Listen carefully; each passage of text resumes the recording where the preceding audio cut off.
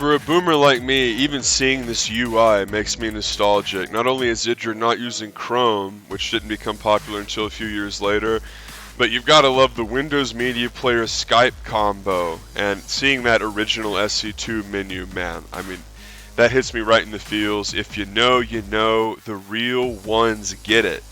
The Graken here facing Combat Easy again, as IdrA's probably asking himself, man, why am I not playing on Korea? I'd rather play against guys like Beyond cheesing me, and at least they're not going to run their mouth like this. So IdrA playing cross-server, I think, which is worth noting. Remember, IdrA's up in Korea, so he's playing CombatEx, constantly cheesing and running his mouth, and he's doing so at like 200 ping, which of course makes it way more difficult to play StarCraft, and it really makes it way less fun. It feels like you're sort of playing like in a sand trap, and it makes microing really shitty. A lot of times with like Ling Banling engagements, like you can't truly control anything close to like you should be able to. Some of you guys might not know this, and a lot of you have become recent subs or viewers to the channel, and I forget that not everyone has been watching my videos for 6 years, but for those of you that don't know, StarCraft 2, when it launched, was completely scuffed. Like, it didn't have chat channels, and it didn't have LAN, and of course had like a terrible map pool with no neutral ramp, but I've talked about that in like every video.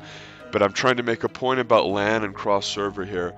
When StarCraft 2 launched, Blizzard intentionally didn't include the LAN feature. There was obviously a LAN feature in Brood War. If you don't know what LAN is, it's where you can plug one computer into another via Ethernet and play without internet with absolute zero ping.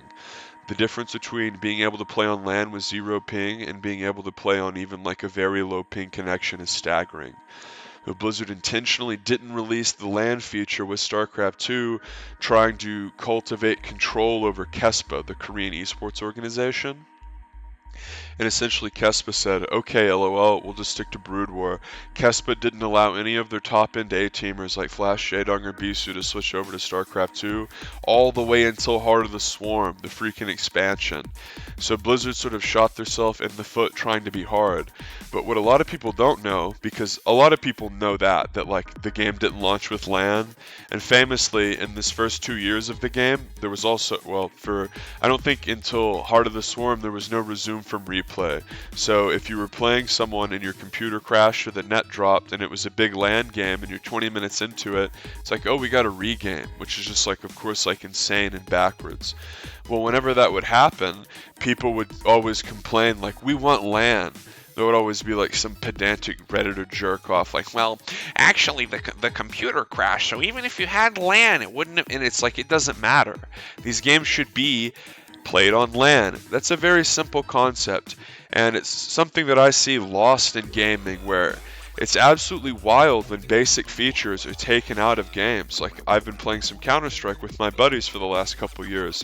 Counter-Strike 2, similar to Overwatch 2, it was sort of just like a forced big patch. Well, when Counter-Strike 2 came out, they literally took out the ability to do private matches unless it was 5v5. They removed basic features from the game that existed in the previous one.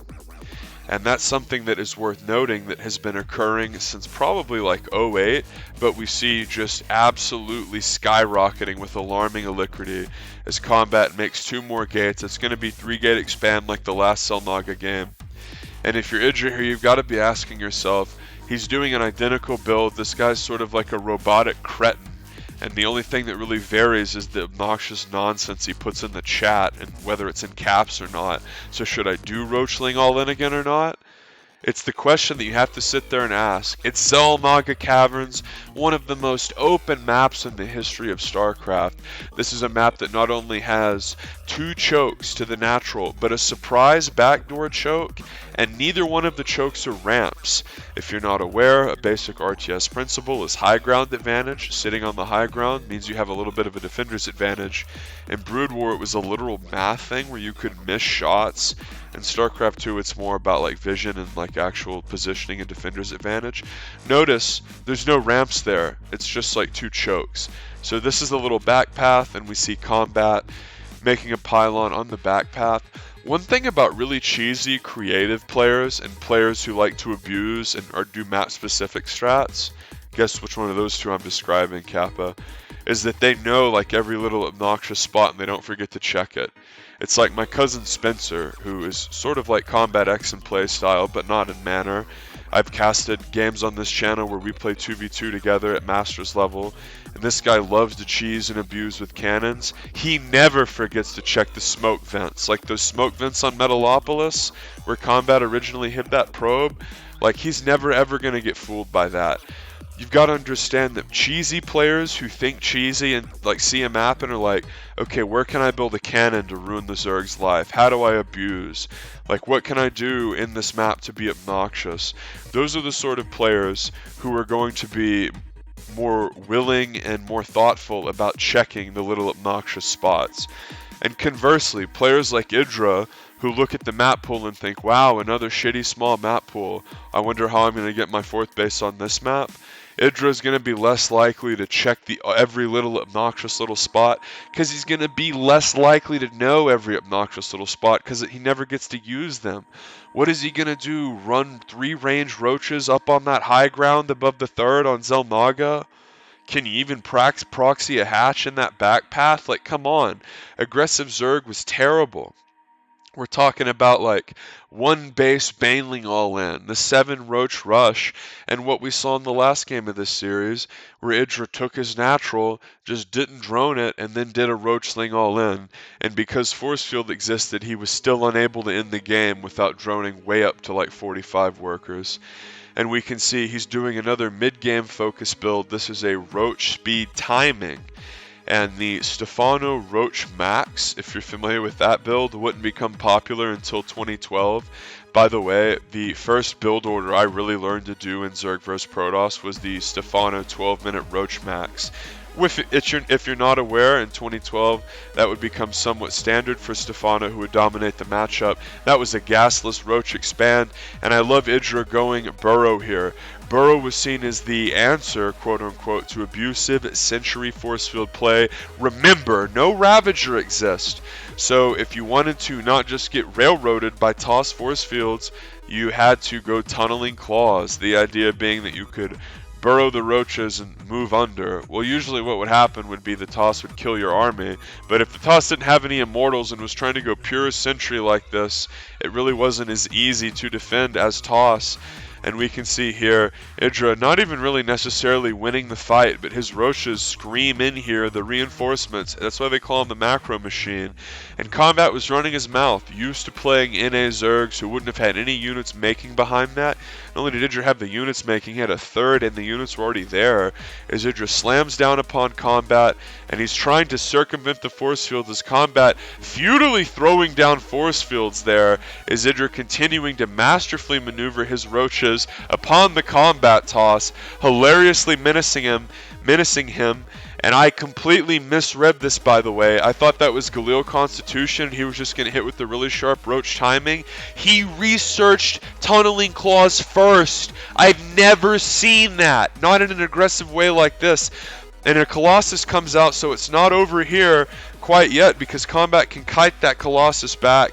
And IdrA's in a position where he's sort of saying to himself, well, a player with intelligence and honor would leave, but I'm playing CombatEx, so what should my next step be? Because he really wants to win with this Roach Sling all in.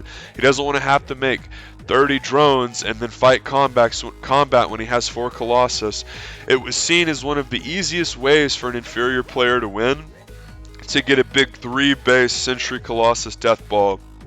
Because we saw IdrA hit an incredibly sharp mid-game timing that took advantage of the Sentry opener and circumvented that before the Colossus came out. Notice Combat didn't make any immortals. If Combat had made an Observer and chroned out an immortal or 2, those roaches just would have gotten melted.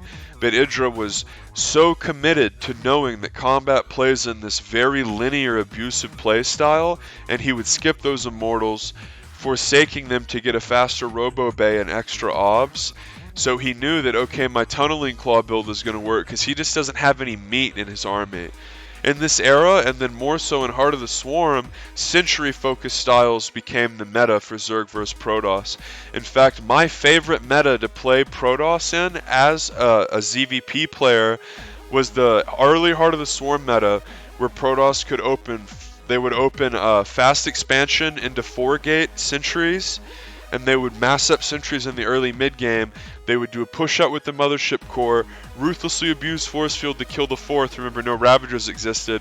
Recall, take a 3rd, go into Robo, make some more Mortals, and re-push, and basically do like a delayed 3-base macro Soul Train push that had no risk at all because of Recall. Man, it was hard to be Zerg in that era. And Force Field was very strong in this era too, but it was strong for a little bit of a different reason. The maps were way more congested. It was way easier to die as Zerg, because in the Heart of the Swarm era, of course, you had the longer range Queen and whatnot, but you had the Mothership Core to contend with. This was more rudimentary. Back in a simpler time, you're scared of Toss because they can get Colossus. And you know what? There's something beautiful about that, guys, and I think you viewers, you people clicking on this video can appreciate that. And a classic CombatEx army, polarizing, abusive, obnoxious. He has, what, 4 Colossus and about 20 supply of everything else. As IdrA's going to crash down on Combat, shift A moving upon the Colossus, and once he kills that, there's going to be nothing left for Combat Easy, as Wasif might be getting easied out again, 4-1. As I think if he keeps queuing, it's just going to get more ugly, as he tried to make another Colossus there and had his Colossus mistarget the pylon. The shot was just on cooldown, and Wasif was trying to go into that gold, and IdrA preemptively went into Spire in these macro games. With the exception of the first one, IdrA definitely was telling himself, all this guy can do is Combat calls GG, all this guy can do is cheese and abuse and go right into Colossus Deathball. So even if I don't scout the Robo, I know that if I make a plethora of Colossus, or a plethora of Corruptors to counter his Colossus, I'll be okay. That was the last game of this series. I think IdrA either ended the stream or stopped queuing after this. But I hope you guys like that, because I've been watching Twitch recently, and it's absolutely insufferable and nothing like it was in the past. And IdrA, of course, like, doesn't even have a PC, and he's never coming back. So I really missed his stream. I'm trying to give you guys a blast from the past, but I don't have a freaking time machine. It's your boy VenomousStare checking in from 2011. Sub for more.